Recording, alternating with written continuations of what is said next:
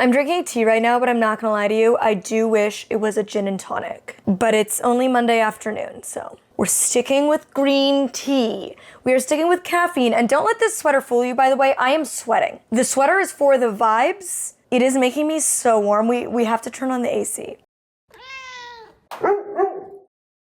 The weather is beautiful, the sun is shining, and thank God for that. Blessed, because I don't know about anybody else. 2024 has not been off to the best of starts, okay? It has been a stressy year. Stressy and depressy, as I like to say. But I am not giving up the faith. I'm determined to change the energy, and this will be a good year come hell or high water, okay? I am committed to making this a good year. It is thus far, like I said though, been challenging to say the least. So if you are also in that boat, please comment and let me know that I am not alone in 2024, kind of being a bit so far. That said, my psychic, don't come at me. I love a psychic, okay? I take everything they say with a grain of salt, but also I believe every word. So she said January, February, and March were gonna be a cluster, and that's true so far.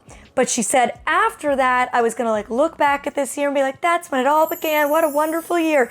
Clinging to that for dear life with every ounce of hope I have. That she's correct on that, and that we just need to get through to the end of March. And the good news is, as my boyfriend reminded me the other day, we're basically halfway through that 3-month period. So I just have to push through the next 6 weeks, hopefully. And then April will bring greener pastures. This video, in case you haven't clued in already, is truly the absolute epitome of Molly Rambles. And I'm so glad that so many of you like those videos. This is that to an extreme, because typically, at least when I sit down to film a Molly's Rambles video, I'm like prepped and ready with a topic. This time, I'm just sitting and talking. Well, that's scary. I know, what will come out? We might have to edit some things because sometimes what I come up with on the spot is unhinged. This is actually my first video that I'm filming as a 30-year-old. Thank you all for the birthday wishes, by the way. I so appreciate it. 30, I've heard good things about it. I've heard good things about the 30s. Now my 20s brought like the good, the bad, and the ugly, as I think every decade will, right? Like in a 10-year span, you go through so much, but I feel like your 20s are so formative and you change and grow so much, and that's definitely true for me. I had some of the most amazing, mind-blowing experiences of my life that are just so wonderful, and I had some like really, really tough hardships. And I cherish both of those because I learned so much from the hardships, and so often the biggest growth comes from the hardest moments. So I appreciate those hard moments, though I'm equally as glad that they're gone and behind me. And I don't know, I'm excited. I'm 30, flirty, and thriving. 30 and flirty and thriving. Entering my new era. I'm ready for the next decade. Like, I feel like I'm gonna look back at 40 and be like, I don't even recognize my 30-year-old self. I feel like a lot's gonna change, which is scary, but exciting. So I'm ready for that. And so much has changed, like just in this past year. For example, 1 year ago, almost to this day, I sat down in this sweater, wearing this lipstick, different nails, no hat, different hair color, and I sat down to talk about how happily single I was. And every word of that was the truth. To the deepest core, like the amount of my friends who laugh at me and they're like, oh my God, I just remember how happy you were being single. And none of us could convince you that you were gonna find somebody because you were just so damn committed and happy being single. Like you were so thriving in your single space that none of us could even convince you like, oh, you'll find somebody. You were just so like, nope, I'm good. And I was so good. And now here I am, almost literally to the day almost. 1 week from now is my 1-year anniversary with my boyfriend. February 22nd is our 1-year anniversary. Now, we met February 22nd, and at the time, we would have called it meeting for coffee as friends. But now we just call it our first date because basically, like, it was our first date. Like, after that point, we were like, we both really want to take it slow because neither of us had done that in our previous relationships, and it didn't work out, clearly. So we were both like, let's just build a friendship, and if it goes somewhere romantic, great. If not, no worries. And then I met him, and I was instantly like, I feel so comfortable and so easy and so natural with this person that at the very least I want to be their friend, but now I'm scared that I'll fall for them because they're just so lovely. And I don't want to fall for somebody because I'm so happy being on my own. But we hung out again a few days later. We met on a Wednesday. So Begin Again by Taylor Swift is in fact one of our many songs. We have a like collective playlist where we keep adding songs that remind us of each other or of our relationship. Or that hold like a core memory for us. And then it's fun because we go on a lot of road trips, and every time we do a road trip, we like listen to our playlist, which is, I don't know, it's very cute and cheesy. I highly recommend doing that with your partner, by the way. It's very fun. And then guess what? If you ever get married, wedding playlist is done. But yeah, we met on a Wednesday at a cafe. We watched Love Begin Again. And I remember like looking up his sign after. He's a Libra, I'm an Aquarius, and it said that we were like super compatible. And I immediately texted Robin, my editor, because she's super into this kind of stuff, and I was like, I'm screwed. And she's like, you're screwed. And before we ever even met, I was texting my friends and I was like, I don't know if I should go for coffee with this guy because like I just have a feeling. And I really don't want to like anybody right now, but I just have a feeling, and I'd rather avoid that feeling, so I don't want to meet him. Robin was like, oh my God, imagine you marry this guy. I was like, stop that energy right now. We need none of that. And then yeah, I met him and I was like, oh shoot, the signs are right. Like literally the signs, Aquarius and Libra. And anyway, so we met on the Wednesday, and then we met again on the Saturday, actually for Robin's birthday party. And it's really cute because I'm not gonna be in town for Robin's birthday this year, but he's going on his own, or maybe bringing his roommates to Robin's birthday. So now they're friends, all on their very own. I love that. He is going in lieu of us. He is my representative. But yeah, so we met on the Saturday, and we were both like, there's a vibe here, right? Yeah, there's a vibe here. And then we were like, okay, we've been like talking every day here and there and like seen each other twice. The vibes are right. Let's like go on an official date. We'll take it extremely slowly and we'll see how it goes. With like no expectations, no pressure. And that's what we did. So like our third date was our first date. The first two times we were just friends, but like we weren't, you know? So now we just say February 22nd, the day we met. That is our anniversary. That's our 1 year. And it's hard to believe that it's been a year. I think when you're in a long distance relationship, time just moves differently. I feel like you'll feel me if you've ever been in a long-term, long-distance relationship. It's one thing to do long distance for like a few months, 6 months into your relationship, but like we started long distance and we are still long distance, at least part-time, because I live in LA half the time and in BC half the time. And even when I'm in LA, he also travels for work. So we both travel for work. So like, it's so crazy. So even this past time that I've been in LA for 3 weeks, I've gotten to see him 3 times in 3 weeks. His work schedule's been crazy. He left for like 5 days for work in another state, with us both traveling all the time for work. I travel a lot more than him, but he does still travel a lot. And even when he works here, like he can have long days, like 12, 15-hour days at work. So his days are really long. And if he does 5 of those back to back, like I'm not necessarily getting to see him a lot. And then I work a lot and I travel a lot and I only live here half time. So we're in basically like an always long-term relationship, even though it's kind of like half time, long time. You know what I mean? I feel like you're staring at me. It's very interesting. Okay. How you're figuring it out. I can like feel you staring at me. Isn't that funny? I feel a gaze and it's making me uneasy. Really? It's just so interesting. I'm like, yeah, it's true. When you put it in a nutshell like that. Yeah. So it's like The amount of hours that you actually spend together are very little. So it's like we've been together for a year, but it doesn't feel real. No. But at the same time, a year also accelerates things because a lot of the time, all you have is communication. You don't get to be distracted by like doing fun things together. You don't get to be distracted by like being physical. All you have is FaceTime and phone calls and virtually watching a movie over Zoom and texting and sending funny memes and TikToks back and forth to each other. That's all you've got to go on a lot of the time. And that's very different. And I think, you know, when we met, 3 weeks from the day we met, I left for 6 weeks. And so we met twice a week for those 3 weeks. So we hung out a total of 6 times in real life before I left for 6 weeks. And we obviously, like I said, we're taking it very slow. We had no label on it. We were like, we'll stay in touch if it feels right.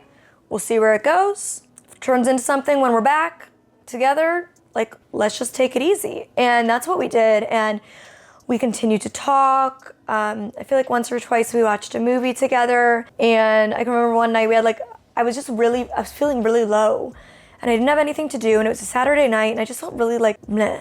And it was really rainy for days on end. And I have seasonal depression. So it's just really getting to me. And he FaceTimed me to keep me company. And we ended up FaceTiming for like 5 hours. And that was the night that I was like, this person's wonderful. I want this human being in my life. And again, like we weren't gonna put any labels on it, take it slow. After those 6 weeks, when I got back, we hung out in person, made sure it still felt really good, felt right, the vibes were still there. And that's when we like technically made it official, was in May. So we went about 3 months before we made it official, which I feel like is like a really good amount of time. 3 months of both seeing each other in person enough and also having to like commit and work through long distance to get to know each other was a good amount of time before we were like, yes, we want to commit to this. And neither of us were seeing anybody else during that time, obviously, because I didn't want to date. And for him, he also was just like not necessarily like looking to date around. It's just not who he is. If he might be interested in somebody,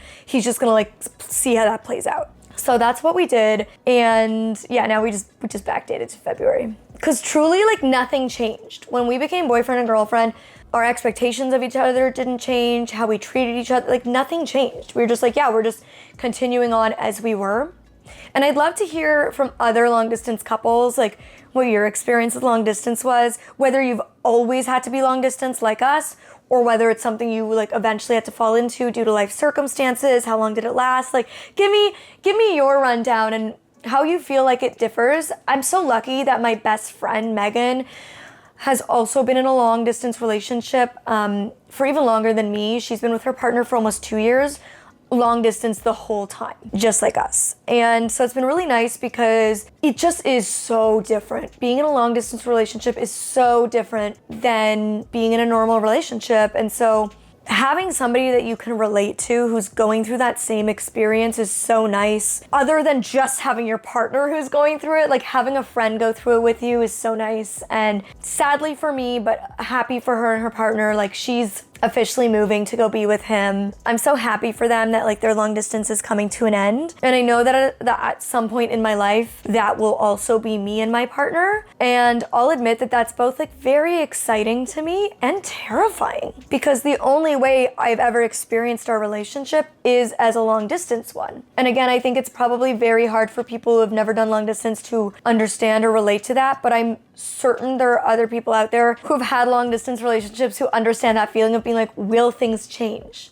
Because this is the only dynamic we've ever had and it really works for us. And I always thought I always thought I could never do long distance. But I feel like when you meet the right person to do it with you, you're just committed to make it work, because you're like, anything is worth going through to keep this person in my life, because this person is special. And you just don't find people like this every now and then. Like they don't just walk into your life like this person did. And so whatever it takes, you go through those hoops. And it has not been like all hunky-dory. We've had a lot of hardships, both on my end and on his end. And again, like that's life, and that's every relationship. And that's how you see if it's the right person, if you like successfully work through those things and you successfully stand by the person when they're going through challenges, knowing that when you go through yours, they're going to do the same back. Long distance presents unique challenges, and it was definitely harder at first because I had never done it and I never thought I would do it. But I also realized like if I'm ever going to date at this point in my life, my relationships will just be long distance, because I do live in 2 cities and two countries and I do travel a lot. And so I was willing to like give it a try, and thankfully so was he, obviously. And long distance has definitely gotten, I would say, I don't know how he feels, but for me personally, I feel like it's gotten easier just because I've gotten used to it. And I found like things that help, and I'm pretty good at like compartmentalizing and just like being in the moment. I just don't feel like anything could threaten my relationship. Like being far away from him, like I wholeheartedly trust him. It's scary to think about a world in which we're not long distance and we like live together and we are all around each other all the time, because that is so foreign to us. The same way it would be scary for somebody who's been living with their partner and seeing them all the time to enter long distance. It's just such a change in your dynamic and an adjustment to the reality of your your normal, the normal for your relationship. So it does like scare me, but I'm more excited than scared. And at the end of the day, like that's the next logical step in the relationship. And I don't necessarily right now know when that's gonna happen. It'll be sooner than later for sure, but it's not like I'm like in 5 months, like I can't tell you a timeline. But we're definitely like working towards that actively. I'm an Aquarius. We're commitment phobic people, okay? Us Aquarius hate commitment. And I think people hear commitment phobia, fear of commitment, and it has such a negative connotation specifically connected to romantic relationships. Like I feel like the only time you hear fear of commitment is in relation to romantic relationships.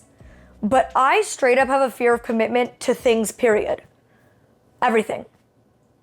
How many times have I moved? How many times have I changed my hair? I like freedom. I am such a free spirit. And feeling tied down by anything in any capacity ever scares me. Cause that is a way of being committed, is just like being connected to something or someone. I change my hair all the time because I can't commit to one look. I don't have one sense of style. You guys see me all the time. My sense of style is different and changing, and my wardrobe is filled with different aesthetics. I can't commit to one aesthetic. That scares me. I've moved apartments so many times. I have moved to 3 different cities in 2 different countries in 6 years. I don't like committing. That's what this is? Yeah, I hate commitment. It scares me. Oh, maybe you should get counseling for that. I'm an Aquarius. That's who we are, okay? Just because commitment scares me doesn't mean I don't want it. And I think that's like, oh, if you're scared to commit, it means it's not that. No, it doesn't mean any of that.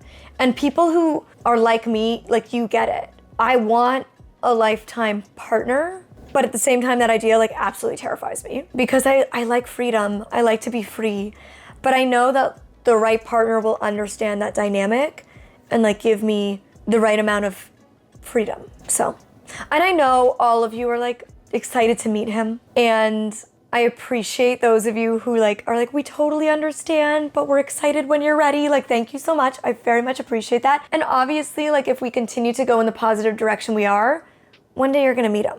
But I think that Can Aquarius be in a committed relationship? When it comes to love, Aquarians might want to be part of a committed relationship, but the truth is that they cherish their freedom more than anything. Told you. Wow. It's really hard. Oh, wow.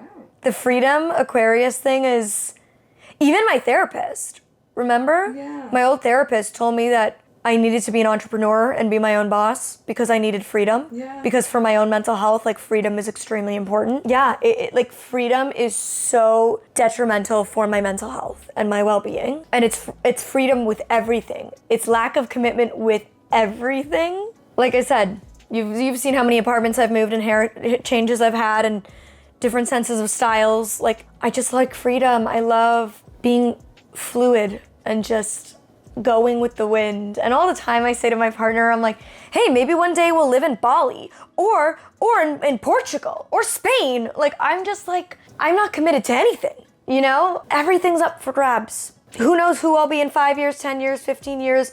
I'm open to whoever the hell that girl is, you know? I feel like that's probably another reason I don't want kids, is like, that's the biggest commitment of ever. I don't know if I could do that. And that really pins you down, you know? I mean, some people manage to have a lot of freedom with their children, but in a lot of ways it pins you down.